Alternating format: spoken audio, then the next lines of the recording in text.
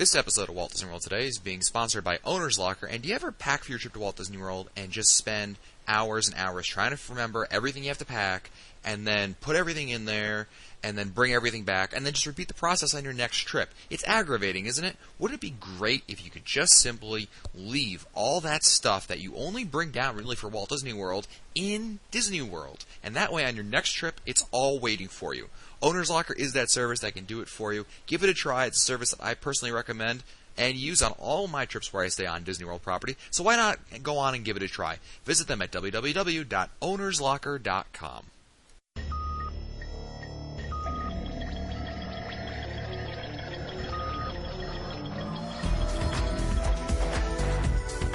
This is Walt Disney World Today. Give us 5 minutes and we'll give you the world. It's Monday, May 19th, 2008, and this is episode 411 of Walt Disney World Today. I'm your host, Matt Hochberg of StudioCentral.com. On today's show, it's going to be a recap of our 4 parks in one-day adventure that took place a week or two ago over at Walt Disney World. We attempted 4 parks in one day, and what's going to follow is recordings that we made throughout the day, starting in the morning, going all the way through the rest of the day, and documenting each step of the process. So it's going to be one of these things where we're literally going to be recording from one attraction, then you'll hear the next recording at the next attraction that we recorded at. So it's going to be that kind of a timeline, if you will, of recordings documenting each step, and we highlight the important things that went on over there, so enjoy. All right, we're here beginning the 4 parks in one day adventure. We've already fast passed Everest, and we're now in line for Dinosaur. But luckily, everything's going just as I planned, and the attraction actually broke down. We're like the first car of the day, and the lights come on, and we're waiting in line here for Dinosaur. The plan is for Animal Kingdom is we fast passed Everest, and then we're doing Dinosaur, followed by the safaris, and then we're going to return to Everest to do the Fast Pass. And the lights have gone down, and now the attraction's running again, and I'm very depressed. Over here with me in line, we have Mike Newell, Mike Scopa. Guys, what do you guys think so far? So far, it's been running fine. I think we're doing exactly what we planned, and Dinosaur's running again, so we're doing good. Yeah, so far, Matt, everything's working out well. We had a theory as to how to do this, and now we're going to see if that theory works. So today's the day. We've got 11 people over here in line, and we're about to go ride Dinosaur. The reason I'm riding Dinosaur, for the record, is because Newell hates riding Tower of Terror, and we're going to go ride that later, so it's worth it. I never agreed to that. I never agreed to any of that. I don't know where that's coming from. So we're going to give it a try, and assuming that we all survive the trip over here in Dinosaur, we'll have a report at the next stage. Next attraction. Next attraction, yeah, that's right. See, I think Everest is next, so we'll report back. No, the Safari's after this. Oh, okay. And then, yeah, we're going to do, yeah. Oh, we'll see you at Safari. Yeah. So we'll see you at the Safari. All right, so we just finished Dinosaur, where we broke down. One of the dinosaurs wasn't working, and then we broke down just before the last dinosaur. 3, 2. Iceberg broke down during the attraction. 1. Oh, it was 7, 8. 5, 6. So now we're waiting in line. We've trekked across Asia, Africa, 2 continents. And we're now in line for the safaris, which claims to have a 20-minute wait, although I'm going to call Bravo Sierra on this one. I don't see this being a 20-minute wait. I think this is going to be much longer. Good luck, bro, when we came in. Now, what time is it, Len, right now? It is 9:47 right now. Okay, so it's 9:47. The first thing that comes to mind that I've noticed is the humidity is a major factor. Wouldn't you agree? Technically 103%. The extra heat is allowing supersaturation of the air right now. Yeah, it's really contributing, I think, a lot to the factor. A breeze. Oh, a breeze. Oh. Because we have a group of 11 that we're traveling with, and it just creates a big issue to have, because the elements really just, you're sweating, and we've only been on one attraction, going on. Those are cool continents. So we're waiting on the safari. Hopefully going to be getting on soon. And, of course, next will be Everest. Yeah, we'll be riding Everest, and then we'll be getting, which we have fast passes for earlier in the day, and then we'll be getting the hell out of here, which is good. On to the next park, which will be Disney's Hollywood Studios. So we'll have a report following around Everest, or give or take. So we're here outside the entrance to Expedition Everest. We just completed the safari, which was a little lackluster. I think some animals just weren't out, and that, you can't really plan on that. It's just, dude. So We ended up having the driver who kept running into everything on the right. He couldn't make right-hand turns. Yeah, the driver. Barriers. A couple animals. Yeah, no, you were on the. Greater kudu. Yeah, you were on the right-hand side of the vehicle. I mean, it was pretty rough back there. Yeah, I almost saw a little disaster. He almost ran over. I don't know what that was. It was one of the antelope. I don't Yeah, know. he came very close to hitting it. So, what's the time check right now? It's 10:39 right now. All right, so 10:39, and we're waiting. We have Fast Fest Forever, so we're just waiting for some of our party to use the restrooms, and then we're gonna be riding, and then we're off to the studios. We So didn't take restroom stops into consideration, did we? No, I'm wearing an adult diaper. I just figured we would. that's right. Did you guys think my hips normally were this fat? Very good. We also have here Danielle DeSerbo, who's a loyal listener of the podcast. Now, Danielle, you're also involved in this 4-park and 1-day thing, at least for right now. What's your observation so far? Well, it's only 10:30, and I'm glad I've been going to the gym. It's a lot of walking, and one of the things that we've noticed is that there's a lot of trekking back and forth because we went went in the park all the way to Everest, then we went to Dinosaur, and we went all the way across the park to Safari, then all the way back again over here. So it's been trying, but we're gonna go ride Everest, and we'll have a report in a little bit. So we're here at Disney's Hollywood Studios, waiting in line at Tower of Terror. We just got out of the library, and we're waiting in the boiler room to go on. We finished Animal Kingdom at 11 o'clock, Len. How would you rate our progress so far? It wasn't bad. I think we got a little bit delayed in Dinosaur when it wasn't working initially, because that gave us a 5-minute delay, which probably caused us a little bit longer increase at Expedition or at Kilimanjaro Safaris. But there's Fred correctly called Tower of Terror as a walk-on right now, so that was a good choice by him. I think we're doing fine. We're making up some time. Yeah, now. we originally were going to fast pass Tower and then eat lunch, but we walked over here and there was 13-minute wait, which of course means no wait at all. So we literally walked on the attraction. Now we're just waiting in the boiler room to be boarded on here. So we're going to be doing that and then going on Star Tours and possibly Great Movie Ride as well. And then we'll be heading over to Epcot. Our group is dwindling and then picking up people. It's like some people, drop out, and then It's like the Grateful Dead on tour. and we picked up one of our listeners, Jake, who's joined us, and some others have dropped off, and they'll be rejoining us later. But the four of us are still here. Danielle DeSerbo is still with us. My fiance Marissa is still with us, and Lisa, another one of our listeners, is with us still. Made it, yeah. So the original core is still here, and we're waiting to board Tower, and then we'll be. Although I think I hear teeth chattering in the direction of Mike Newell. Shut up. I love the fact that one day I come here, there's no wait. That's right. Mike was like, maybe it'll be broken or like an 80-minute wait and it just won't work. I was going to fast pass and lose my fast pass, but no wait. You used to like this attraction, Mike, right? One day we rode this 7 times, so it's not that I've never been on it. It's just that as age progresses, you get a little nervous about things, and I'm not happy about this. Mike in his condition. Yeah. My condition. Yeah, that's true. I do have a heart condition. Lenny should go straight, by the way. Straight. Yeah. And now, Scopey, when we got here, you had said, not knowing the weight, you had said one of the things you would not ride if we had to eat first, and clearly that's not going to be the issue here in this case. Is it something that you have an experience with that, or you just want to make sure, better safe than sorry? Yeah, what I'm thinking, Matt, all along I'm thinking about the time factor involved in doing this little challenge, and you try to you try to put things in a certain sequence, and we talked about possibly eating lunch before doing this, and I didn't think that would be wise. So we lucked out, and it's not that much of a wait. So we're going to do this, and then we're going to eat lunch, and I don't think I'd ever eat and then do this. I'd probably wait an hour and a half. Smart. So we go eat now. Let's go have something to eat, and then we can. I was peer pressured into Dinosaur, and now that's true. In all fairness, I did say to Matt, if he rode Dinosaur, I would ride this. So it's my big mouth coming to bite me in the butt. You can just say I owe you one. I have to live to my word. And we had Len do a daytime parade yesterday, so it's like, I waited all my life to see the Red Sox win a championship, and now in 2 days I've seen Len at a daytime parade, Matt in Dinosaur, and Mike in Tower of Terror. Certainly the signs of the apocalypse are before us. Storm clouds are gathering outside. I don't know if that means anything. But. Yeah, the humidity is still a major factor, but although the wind has really picked up, which is actually very Feels yeah, it's very comforting. It feels good. The good thing is, though, I mean, the next couple of rides we're going to be on, in fact, Studios and Epcot, I mean, we're going to be indoors in air-conditioned attractions. So during the heat of the day, this actually is a pretty decent plan. Yeah, and also putting Animal Kingdom first when it's going to be the least hot of the entire day was probably another side benefit of going there first. Yeah, I think so. I think it was a good call, yeah. Well, we're about to go on tower, so we'll have a report maybe from lunch or something like that. So, Mike, we just rode Tower of Terror. How do you feel? I got to ask Len if he's got an extra pair of Depends. Was it as bad as you thought it was? No, it really wasn't. The last fall was really cool. I wasn't expecting that. The other falls we went up, we stopped, but that last one we went up and then really came. Yeah, you went up without stopping. Yeah, we didn't stop, Ken. I wasn't expecting that. So that kind of was cool, so I'll give you that. I know a certain travel agent owner that's going to be pissed.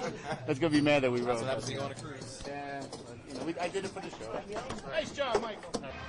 So we're here, just finished lunch, and we're in the Great Movie Ride. And now if you can't already hear the Great Movie Ride music going on. We're riding Great Movie Ride, and then we're going to be doing probably, I don't know if we're doing Star Tours or Muppet Vision.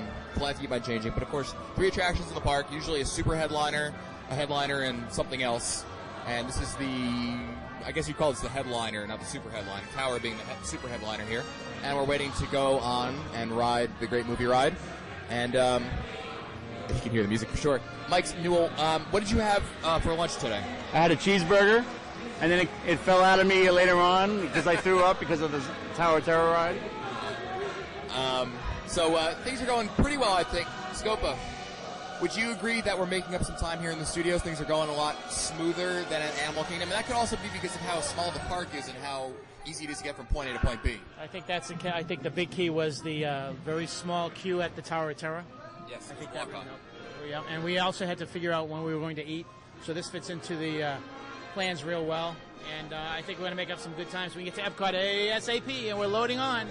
So one of the themes among this trip, I guess, has been that everyone's got to ride the ride that they really, really don't like a lot. I rode Test Dinosaur, Newell rode Tower, and now Len, you've ridden Star Tours, an attraction you don't care for particularly, not because of the content of the ride, but just because of the motion sickness. Yeah, it just makes me sick to watch. The film, watching the film and feeling the movements just gives you a really bad headache.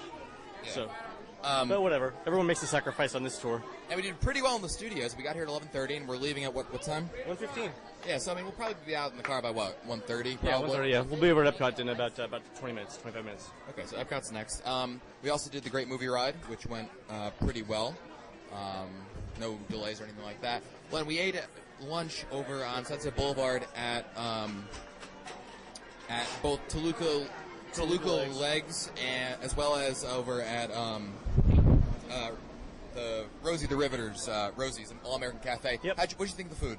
It was okay. I mean, it was basic theme park hamburgers. Mine was a little dry and overcooked, but what do you expect? Yeah, I'm not really a big fan of it. Plus, it's outdoors, which also makes it It was warm. Negative. Yeah, it was warm. Absolutely. So, Len, what's the plan for Epcot now? We're going to do Spaceship Earth. We're going to do Test Track or Soarin', whatever's shorter, and we're going to do one of the World Showcase attractions, either Grand Fiesta, Canada, or one of the films, or American Adventure. Probably Mexico. Awesome. Well, we're on our way over to to Epcot now, and we'll report back in once we get to the big ball. So we're here, if you can't tell, with the wind under Spaceship Earth, waiting to ride Spaceship Earth. And we've gotten here. Mike Newell, what's the time check? It is 5 after 2. 4 minutes after 2, actually. 4 minutes after 2 o'clock. And we're attempting our first ride here at Spaceship Earth. We've the fabulous Annette Owens of MEI and Mouse Fan Travel has joined us over here. We're moving up ahead. Hold on, we gotta wait. Our line's moving. And she's joined us. She just came off a Disney cruise, a 3-night cruise that you won. Is that what happened? Yes, supposed to be an earmarked agent at the Earmarked Conference in September. Won a 3-night cruise, yes. That means she's like a super nerdy agent that went above and beyond the Call of Duty. So it was funny. Yesterday we were like, "Where's Annette?" We're all texting her. No one can get a hold of her, but she was on the cruise eating chocolate souffles. Oh, I so wish. No chocolate souffle this trip. So Mike Scope has been bringing Annette up to speed on what we've been doing, and so now Annette, I think, is it safe to say you're in it for the last 2 parks? Oh yeah, I can do 2 parks. Okay. Just like, sometimes she appears on maybe 1 out of the 3 shows of the week, so she's here for half the attractions. 50% of the time. There you go. Right. That's all we can afford her for. So we're going to be going on Spaceship Earth right now. There was a bit of a hold-up, but now the line seems to be moving. We're almost there. I think maybe 2 or 3 more switchbacks, and we'll be there. And other than that, Newell, what are you feeling in terms of now being at park number 3? Do you feel yourself coming close to the wall? Are you feeling okay? Coming out of the studios, I felt like I was hitting the wall, but once we got in the car and we had some AC and the breeze under the Spaceship Earth right now is fantastic. So I got another buzz going, so I'm doing all right now. Yeah, it's the breeze actually feels very good because after you've been sweating a lot, it cools you off a lot. It's feeling really good right here, so I'm good to go. It's early yet. Yeah, that's right. And so we're anxiously awaiting. Some people in our party have never ridden Spaceship Earth since it's been redone before. Others have done this again many times already. So it'll be interesting to see what some of the reactions are for some of the people. And we've, in terms of people who have done as an update, who are still with us from the beginning, the 4 of us, Mike Scopa, Mike Newell, myself, Len Testa, one of our listeners, Lisa, one of our other listeners, Danielle, my fiance, Marissa.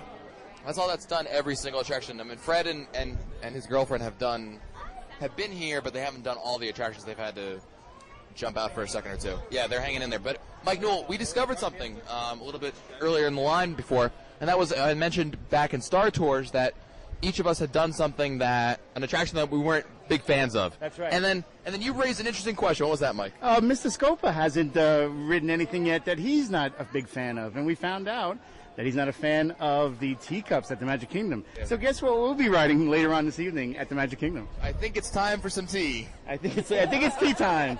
Break out the saucers. That's right. So we'll be doing that later, probably after Dole Whip.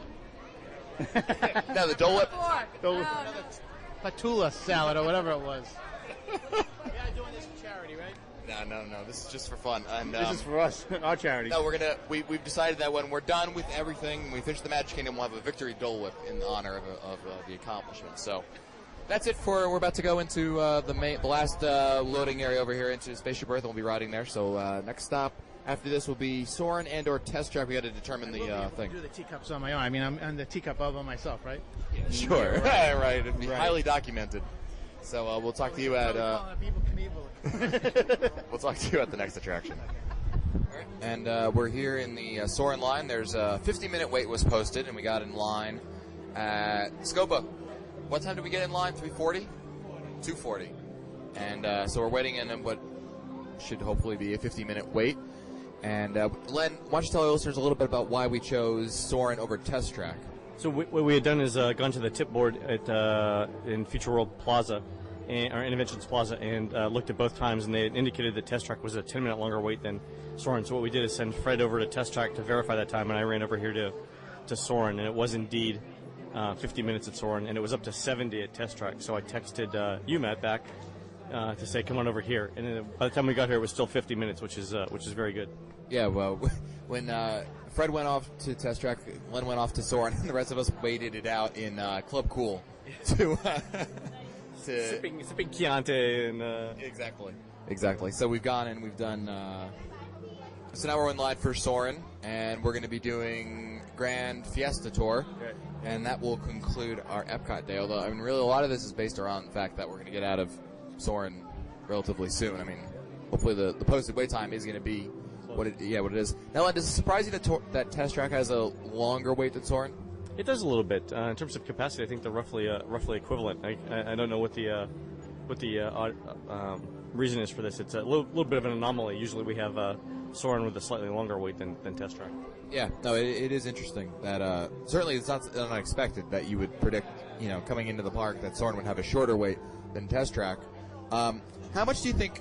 First of all, the crowd calendar predicted what size crowd for today? 6 in the Magic Kingdom. That's about right for the Epcot too. Usually we see a 90-minute wait at multiplied by 1.8, so 90 or 100-minute wait peak at Epcot for today. So Test Track's at 70. It's going to probably go up a little bit, maybe to 80. Do you think? I mean, having a 6, it's not bad crowd-wise. No, this isn't bad at all. Yeah, it's average. Would you say that that's certainly? I mean, it's not like it's a 4 or something like where it's like walk on everywhere. This is an average day. Okay, so this is what you would. So you would take this day, our experience, as being average, basically. Roughly speaking, average. Yeah. Okay, interesting to say. I'm going to go over to Mike Scopa to talk to him about some things. Mike, you've been keeping track of you've been logging everything, writing everything down, and what are some observations that you've made? Because I noticed that when you go, there might be some extra noise because they're about to go play one of these games here in the Soren standby line. What's something that you've noticed in going over your notes as you've been looking over them in lines you typically look them over? Is there been anything that surprised you or something that you've noticed? I think, Matt, you and I talked about this on the tram when we left the studios. We thought that each park would require more time to do our 3 minimum attractions.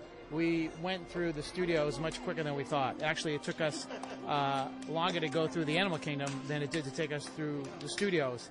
And even now, I'm really surprised that we're able to do the 3 attractions that we're going to do in Epcot in such a short period of time. So I'm really surprised. I really thought that it would take at least 45 minutes to maybe as much as an hour and a half longer in each park. So that's my big surprise.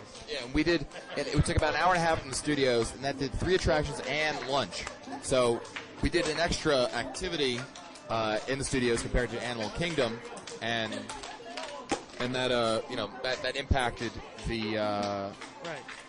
It was a bit surprising how quickly, because I think Animal Kingdom kind of set us up a little bit for. I think we anticipated being longer. Animal Kingdom, I think, was more in line with our expectations, and we made up time in the studios. And Epcot's been pretty much again in line with the studios. And I guess is it proving to be easier than you thought, or is it just a matter of crowds? What do you think is attributing to that? I think a lot of things have contributed to this. I think that in many cases, I think guests have become educated to the fact that going to the Animal Kingdom early in the morning is the best thing to do, and I think that is what contributed to us taking so long in the Animal Kingdom. I think that a lot of the people who were in MGM studios at the time, they might have been on their lunch break when we started doing that. Over here, I expect that Epcot will pick up during the evening hours because it's a weekend and it's during the Flower and God Festival. And I expect that Magic Kingdom, I didn't hear you talking with Len, but I expect the Magic Kingdom to be somewhat crowded, somewhere around a 6 or maybe even a 7, because last night was a Pirate and Princess party. And those people who couldn't be there last night were going to be there tonight. But it's extra magic hours. Right, and the other advantage we have at the Magic Kingdom is that if we get there around the time of Wishes and Spectrum Magic and all that, we're gonna have the advantage of being able to not have to worry about watching those shows, and right. We can do things during that, and that could certainly help us with crowds. I think so. I'm looking forward to Magic Kingdom. I think we're going to be able to relax, actually. Yeah, certainly. You always want to still have a lot of stuff ahead of us, but I think once we get to Magic Kingdom, we can see the light at the end of the tunnel. Right, I think so. I think that the 2 key factors there was we were able to get on the tower real fast, and we were able to get through. We're going to get through Epcot really fast. I think it's 3 o'clock, and I thought we would have been here till 6, but I think we're going to get out of here by 4. Yeah, well, that's good news, certainly. So everything's looking good so far. We're going to go returning. They're all popping bubbles in the line. Although I think we have a reprieve, so maybe I have time for duel. Now I can't play. Now that I've talked. Out of their back. So we'll have another report from the Soren line because we got nothing better to do for the next 30 minutes or so. And I'm over here. We're back, still in Soren line here with Fred Hazelton, who's the statistician for the unofficial guide. Now, Fred, you had kind of some computer-generated expectations based on today as we move up in line here. How would you rate your expectations statistically as you computed them to what's really transpired so far? Well, so far I would say now that we're at Soren, this is the first surprise of the day. We would have predicted that Soren would be a wait somewhere between probably 75 and 85, maybe 90 minutes. It's posted as 50, so we'll see what the actual wait is. But up until now, it's been basically exactly what we predict within about 5 minutes of all the attractions. I would say so. Why don't you share with the listeners the strategy that you shared with us in Animal Kingdom about, I think it was about, was it Animal Kingdom, I think, with choosing to fast pass, not fast pass, but, I'm blanking out on it. I'm not sure which one you're talking about. Yeah, well, in the Animal Kingdom, we went, first thing we did was we fast passed Everest. Yeah. And then, I know what it was. Dinosaur. Yeah, we rode Dinosaur second. And, yeah. And you had told us the not to go because there was a competing theory to go do the safari second. Right. And you had said that I think it was, pretty sure it was you who said that you shouldn't go do the safari second because you got that initial rush to the safari. Is this you or is this someone else? No, that was probably Len, but we have the same theory there. It's kind of a toss up, but the other thing too is that Dinosaur tends to be it is closer to Everest, so you do save yourself a bit of walk doing Dinosaur right after getting the fast passes from Everest. And the safari is one of those attractions that, yeah, there's a rush in the morning, but it's better able to handle larger crowds, and so the amount of time, the amount of increase in wait in the morning it's slow. It's slow compared to some of the other attractions. Right, and once that initial rush hits it, just if you want to picture it, just picture like a lot of people slamming into it in the morning because that's the initial crowd. Right. But then like 10, 15 minutes after the park is open already, that initial crowd is absorbed into the attraction, and it's a slower trickle as opposed to, and so that way we had more of a lead time in order to go and save that for third. That's right, yeah. I mean, there's different types of attractions. Some of them will, like Soarin', which we're in now, will peak very quickly, but then it'll level off in the afternoon, whereas attractions like the Safari and other attractions that are better able to get through many people in a short amount of time, you'll see them slowly increase throughout the morning and then reach a peak, and then they'll kind of taper off later in the day. So, but it really is a toss-up. You probably could have done the Safari right after Everest and not lost that much time. Right. Anything, statistically speaking, what are your predictions for the Magic Kingdom? Magic Kingdom's going to be interesting. We normally see, because we're going to be there later today, probably around evening parade times and closer into Wishes. There is a bit of a dip in the wait times if you go around that time of a day. So hopefully we're going to skip over sort of the peak times and see that we're getting in towards the end part of the day where the times will slowly decrease towards closing time. As for the actual waits, we'll have to wait and see what they're actually going to be. But yeah, I mean, we were talking with Mike before about that. The advantage of seeing them during the parades, doing attractions during the parades and during the fireworks, is that we're going to have the advantage of not having to. People are going to be out there and not in the attractions, and that can bring down the waits. That's right. Yeah. Any touring plan is going to recommend going first thing in the morning, Magic Kingdom. Get rid of all the bottlenecks in the morning, but when you don't have that option, the only other time during the day where you're going to see some kind of break is during parades. It happens during the afternoon parade as well. Let me ask you this. What was the one park that you were most apprehensive about going, the one that you thought might cause the most trouble for us in trying to do all 4 parks in one day? I thought Epcot, because the thing about Epcot is that Soarin' is if you look at all 4 parks, on any general day, Soarin' is going to be the longest wait. We'll see it even in a low crowd level. You'll see 90-minute waits, even 100-minute waits, 120-minute waits. So my thinking was that if we hit Epcot in the middle of the day, that's going to be the worst chance for getting into a real long wait. But maybe the luck of the draw, it's going to be only 50 minutes. It might be one of the best days to do it, I guess. We'll see. Absolutely. All right. Thanks very much, Fred. No problem. My pleasure. Oh, yeah. In case something really comes up. All right. We're over here continuing our coverage of the 4 days in one park thing. Now, let me give some backtrack here. We're actually, you're probably hearing wishes in the background. You say, well, wishes! Matt, didn't you guys leave Epcot at like 3 o'clock? What happened was we actually took an afternoon break and went back, had dinner. And so we had that, and we've come to the Magic Kingdom now. We could have actually done the Magic Kingdom before, but we decided let's take it a little easy. No need to push. There's extra magic hours at the Magic Kingdom tonight, so Wishes just is going on right now, so you'll hear that in the background. So, Mr. Scopa, what is the plan now for this evening? The plan now is to do the 3 attractions we can do as quickly as possible, have a Dole Whip, and get home to rest. I'm looking at I'm looking myself at Pirates, Haunted Mansion, and I'm not sure what else. I'm thinking one more. Yeah, I think 3 attractions is what it is. I mean, we're probably going to do. I think Pirates is a good one. That's like the mid-level attraction, a low-level attraction, the headliner one that we work in, and that'll be perfect. And right now, we actually split up for some stupid reason. Len and a few others took the buses, the bus from Saratoga Springs, and the rest of us drove. And it was great because we just pulled right up to like the first lot, perfect spot to walk. We didn't even take the tram, and Newell and I and Annette and Marissa, we were in the front car of the monorail. Yeah, that was really cool. I haven't done that in quite a few years, but they could only seat 4, and I offered to the other guys, but they had done it already, so I went back. So we're going to go through with our plan and finish it out over here. And, the evening is probably going to be, it's nice. The weather's obviously much cooler than it was during the daytime over here, which makes a huge difference, I think. I'm not as tired as I thought I would be. I really thought I was going to be dragging by this time. We did have a chance to spend 2 hours in an air-conditioned suite at Saratoga Springs. We had food, we had drink, so yeah. I think for me, it was standing in line at Soarin' that really drained the battery. Just sitting there, because we were there for, 70 minutes or something like that? Yeah. But I'll tell you, afterwards, you guys, we all dispersed, and Annette Owens and I, we went around World Showcase, and we pretty much recharged with a few refreshments, and so we were ready to go. But we all had agreed to go to Saratoga Springs, and we went there, and it was good. We got to see Bob Sellinger. We got to talk with Jim Hill. We got to talk about what we've been doing the last couple of days, and we got to talk about a lot of interesting things. And so I think it was good, and we got to recharge. And tonight, it's Extra Magic Hours. There are diversions such as, well, I guess all the diversions are gone now, because one of the diversions would have been Spectro.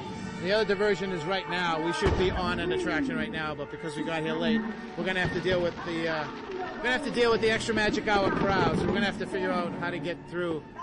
And even though I've recharged, I got to admit I'm really tired. Yeah, it's a long day. We've all been up, early, and certainly the other guys have been coming in from flights early in the morning from yesterday. So it all adds up.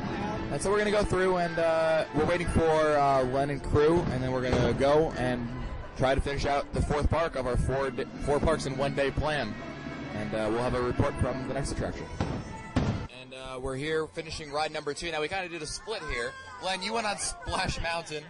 And myself and some others went on Big Thunder Mountain. Len, to say that you're wet would be an understatement. I think I might as well have gone swimming for as wet as I am right now. Do you regret the decision?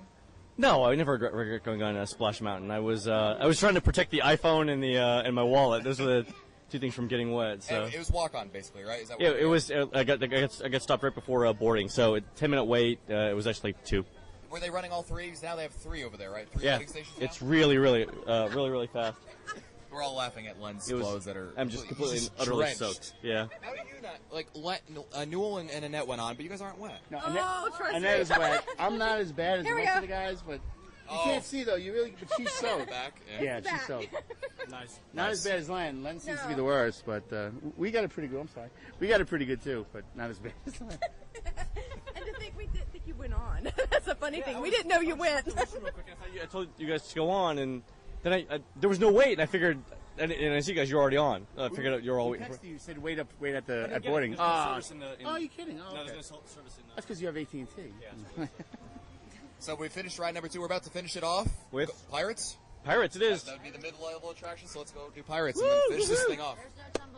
Well, what the official time is? It is 10:50 right now. 10:50. We have finished all 4 parks in 1 day. We took a break, obviously, but we could have done it even without Extra Magic Hours. Oh, easy, yeah. Yeah, we could have done it. We just, if you can't already hear the Pirates music in the background, we just finished riding Pirates, and again, 4 parks, 3 rides in every park. Headliner, Good rides. headliner, a mid-level, and something else. Yeah. And we've done pretty well over there. Len, how would you compare now? What do you expected and how it worked out? I think it worked out very well. I think it went a little bit faster than I anticipated, especially over at MGM and at Epcot, except for the wait for Soarin', which was more Disney's problem than ours. I thought it worked out very well. Even here, I mean, we picked exactly the right rides for evening Extra Magic Hours at Magic Kingdom. The Splash was basically a walk-on. What was Big Thunder? It was walk-on for the most part. Yeah, It was yeah. like a And Pirates, 5-minute ride. and Pirates was walk-on too, so worked out really well. Yeah. Mike, what are your thoughts on the day? Well, I think that obviously the Extra Magic Hours helped. I mean, you'd agree that we could have done it if we hadn't stopped and taken an afternoon break. We could have done it. If we pressed through, we could have done the Magic Kingdom. You think in 1 day? I think so, and I think next year we should do 4 attractions in each park. Next year. Right. Next year we'll do the same thing, actually. Yeah, we said next year we should do. Yeah, we should do 4 attractions in each park in 1 day. What'd you think, Mike? Like I said, I'm still not as tired as I thought it would be, so it's doable. I think we could do 4 next year. Yeah, we learned a lot about doing it now, and we know what works and what to tweak. So, and you only did 2 parks in 1 day, quite a feat. I guess next year we'll have to have Annette come on for it, But I mean, for the record, the people that did the all 4 parks, myself, Len, Newell, Scopa, Danielle, one of our listeners, Marissa. That's it, right? That's the only people who've done all 4 parks, all the rides. We had some people who dropped out and came back, Yeah. that's it. That concludes this episode of Walt Disney World today, and now we're gonna go home and go to sleep. Some of us have work tomorrow, so we'll see you later. Woo!